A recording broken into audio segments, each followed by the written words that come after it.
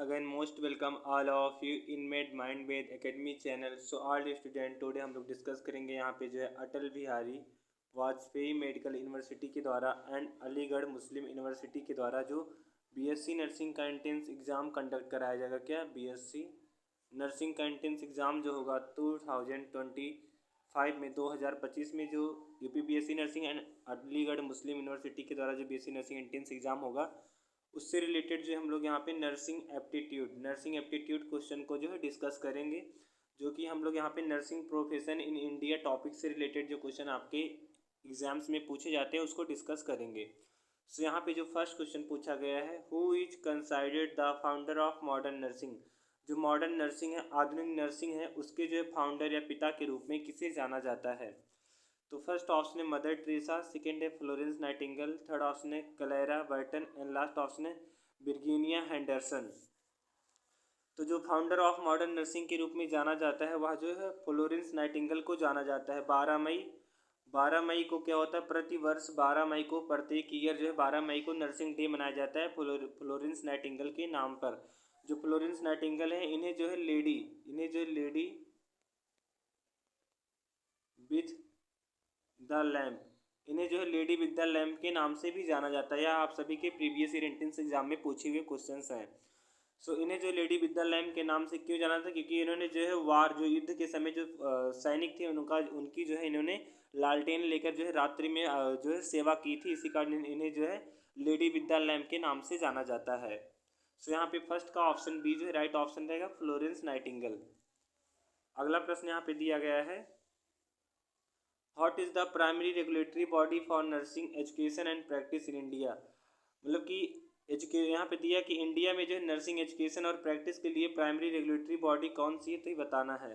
First option है Indian medical association, second है Indian nursing council, third option है ministry of health and family welfare and last option है world health organisation WHO। So correct option हो जाएगा हम लोग का ऑप्शन नंबर बी वाला, जो इंडिया में जो है नर्सिंग एजुकेशन, नर्सिंग शिक्षा और प्रैक्टिस के लिए जो है मतलब कि प्राइमरी रेगुलेटरी बॉडी है वह जो है INC है, इंडियन नर्सिंग काउंसिल है। ऑप्शन बी जो है करेक्ट ऑप्शन है। अगला प्रश्न यहाँ पे, which act govern the establishment and regulation of the Indian nursing council. तो ऐसा कौन सा एक्ट है जो कि इंडियन नर्सिंग काउंसिल के जो है रेगुलेशन को नियंत्रित करता है, एस्टेब्लिशमेंट और रेगुलेशन को क्या करता है, गवर्न करता है, देखभाल करता है। फर्स्ट ऑप्शन है इंडियन नर्सिंग एक्ट 1947, सेकेंड है Indian nursing council act 1947, third option है nursing education act 1956 and last option है हेल्थ केयर रेगुलेशन एक्ट 1970। तो थर्ड का करेक्ट ऑप्शन हो जाएगा हम लोग का ऑप्शन नंबर बी वाला, इंडियन नर्सिंग काउंसिल। जो INC एक्ट 1947 है, यही क्या करता है, जो है इंडियन नर्सिंग काउंसिल के जो है रेगुलेशन जो मतलब कि स्टेबलाइजमेंट और रेगुलेशन है उसको जो है गवर्न करता है, देखभाल करता है। ऑप्शन बी जो है करेक्ट ऑप्शन रहेगा। अगला प्रश्न है, what is the minimum qualification required to enrol in a general nursing and midwifery programme in India. मतलब कि जो JNM कोर्स होता है इंडिया में, उसमें जो है इनरोल मतलब कि जो है प्रवेश लेने के लिए मिनिमम क्वालिफिकेशन क्या क्या आवश्यक होता है ही बताना है यहाँ पे। फर्स्ट ऑप्शन है क्लास 8 पास, सेकेंड ऑप्शन है क्लास 10 पास, थर्ड ऑप्शन है class 12 pass with science stream and last option है बैचलर डिग्री। तो जो JNM general nursing and midwifery course होता है इंडिया में, वह जो है इसके लिए जो क्वालिफिकेशन होता है एडमिशन लेने के लिए इस कोर्स में, तो वह क्लास ट्वेल्थ जो क्लास हो आप पास कर चुके हैं और आप जो है साइंस स्ट्रीम में पास किए हैं। तो ऑप्शन सी जो है करेक्ट ऑप्शन है। अगला प्रश्न है, which of the following course is not offered under nursing education India. Bharat में नर्सिंग एजुकेशन या नर्सिंग शिक्षा के अंतर्गत कौन सा कोर्स जो है ऑफर नहीं किया जाता है। फर्स्ट ऑप्शन है एक्सिलरी नर्सिंग मिडवाइफ, सेकेंड है general nursing and midwifery, third option है doctor of nursing practice and last option है master of dental surgery. So master of dental surgery MDS course जो है वह नर्सिंग एजुकेशन इन इंडिया के through जो है offer नहीं किया जाता है। ऑप्शन डी जो है करेक्ट ऑप्शन है। अगला प्रश्न यहाँ पे दिया गया है, what is the main purpose of the national health mission in India, जिसे शॉर्ट फॉर्म में NHM कहा जाता है। इस मिशन का इंडिया में जो है क्या मेन पर्पज है, उद्देश्य है। फर्स्ट ऑप्शन है to promote medical education, second है to improve health care infrastructure and last option है to address health care need of rural areas and last option है टू ट्रेन डॉक्टर एक्सक्लूसिवली। तो जो NHM होता है, national health mission होता है, उसका इंडिया में जो मेन पर्पज यह है कि to address health care need of rural areas, मतलब कि जो रूरल ग्रामीण एरियाज हैं उनके जो हेल्थ केयर आवश्यकताओं को क्या करना है, पता करना है, एड्रेस करना होता है। ऑप्शन सी जो करेक्ट ऑप्शन है।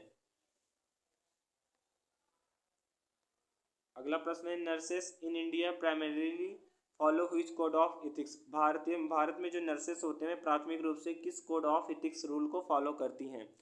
तो फर्स्ट ऑप्शन है इंडियन मेडिकल काउंसिल कोड के रूल को, सेकेंड है फ्लोरेंस नाइटिंगेल प्लेस को, थर्ड ऑप्शन है international council of nurses ICN code of ethics को एंड लास्ट ऑप्शन है वर्ल्ड हेल्थ ऑर्गेनाइजेशन गाइडलाइंस को। सो इंडिया में जो नर्सेस होती हैं प्राइमरीली जो है international council of nurses ICN code of ethics के रूल को जो है इथिक्स को फॉलो करती हैं। ऑप्शन सी जो है करेक्ट ऑप्शन है। अगला प्रश्न है which of the following is the primary responsibility of community health nurses in India.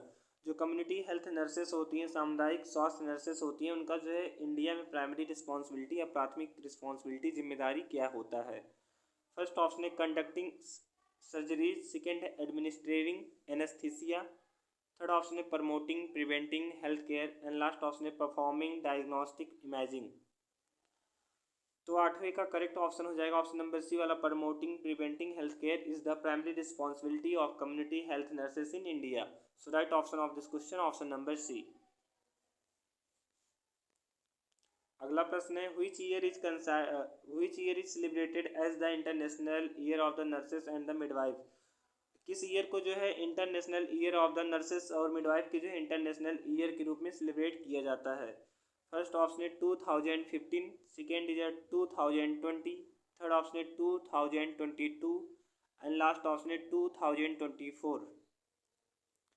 So right option हो जाएगा हम लोग का ऑप्शन नंबर बी वाला 2020 को। अगला प्रश्न है which Indian state has the highest number of nursing colleges.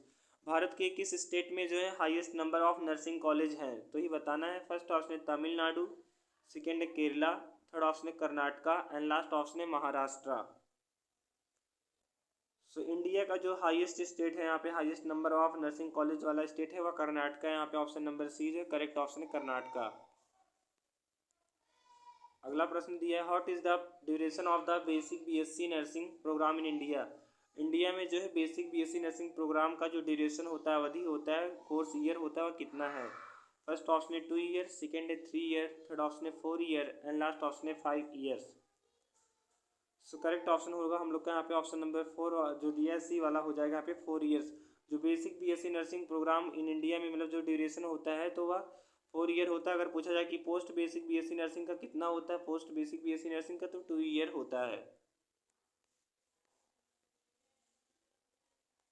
अगला प्रश्न है the title registered nurse and midwife in India is awarded after completing which examination. जो टाइटल है रजिस्टर्ड नर्स एंड मिडवाइफ वह जो है इंडिया में कब कौन सा एग्जामिनेशन कंप्लीट करने के बाद जो है अवार्ड किया जाता है। फर्स्ट ऑप्शन है AIIMS nursing intense exam, second INC registration examination, third option है state nursing council licensing exam and last option national eligibility cum entrance test NEET. So right option of this question option number C हो जाएगा। State nursing council licensing exam को जो है जब आप qualify कर लेंगे देन उसके बाद आपको registered nurse and midwife title जो प्रोवाइड किया जाएगा। अगला प्रश्न है which specialised nursing course focuses on providing critical care to patient. First option है साइकेट्रिक नर्सिंग, सेकेंड है community health nursing and last option है critical care nursing, last option है पेडियाट्रिक नर्सिंग, थर्ड ऑप्शन है critical care nursing. तो यहाँ पे जो correct option होगा 13 का वह हो जाएगा हम लोग का ऑप्शन नंबर सी वाला। जो क्रिटिकल केयर नर्सिंग होते हैं यही जो एक स्पेशलाइज्ड नर्सिंग कोर्स है जो कि फोकस करता है इंडिया में जो है क्रिटिकल केयर पेशेंट को क्रिटिकल केयर प्रोवाइड करने के लिए। ऑप्शन सी जो करेक्ट ऑप्शन हो जाएगा critical care to patient provide critical care nursing. अगला प्रश्न है in India which level of nurse can independently prescribe medication. India में जो है किस प्रकार की नर्स जो है वह इंडिपेंडेंटली रूप में जो है प्रिस्क्राइब करती है मेडिकेशंस को। तो फर्स्ट ऑप्शन है जनरल नर्स, सेकेंड है नर्स प्रैक्टिशनर, थर्ड ऑप्शन है मिडवाइफ एंड लास्ट ऑप्शन है स्टाफ नर्स। तो इंडिया में जो है जो नर्स प्रैक्टिशनर होते हैं वही जो है इंडिपेंडेंटली जो है प्रिस्क्राइब कर सकती हैं मेडिकेशंस को। ऑप्शन बी जो है करेक्ट ऑप्शन है। नेक्स्ट एंड लास्ट क्वेश्चन इस सेशन को। तो अगर आपको और सभी क्वेश्चन चाहिए, पार्ट बी के क्वेश्चन चाहिए, तो आप लोग जो है चैनल को सब्सक्राइब करना और साथ ही साथ बेल आइकन को दबाना और लाइक करना ना भूलें, जिससे हम आपको सारी अपडेट दे सकें। तो अगला प्रश्न पूछा है, what is the focus of a post basic BSc nursing programme. जो post basic BSc nursing programme होता है उसका क्या फोकस होता है, उद्देश्य होता है। फर्स्ट ऑप्शन है training in medical research, second है specialising in surgery, third option है upgrading skill of GNM qualified nurses and last option है टीचिंग एडवांस्ड डायग्नोस्टिक टेक्निक। तो जो पोस्ट बेसिक बीएससी नर्सिंग होता है उसका मेन प्रोग्राम है, इसका जो मेन फोकस होता है या वो होता है कि ऐसे स्टूडेंट या कैंडिडेट जिन्होंने जेएनएम किया है, ऐसे जेएनएम क्वालिफाइड नर्सेज के जो है स्किल को अपग्रेड करना जो है इम्प्रूव करना होता है, मतलब कि और बड़े पैमाने स्तर तक ले जाना होता है, लेवल तक ले जाना होता है। सो यहाँ पे सी जो करेक्ट ऑप्शन रहेगा। So all of it dear student, if you like this video then subscribe my channel and thanks for watching this video. Don't forget to subscribe my channel and turn on the notification bell.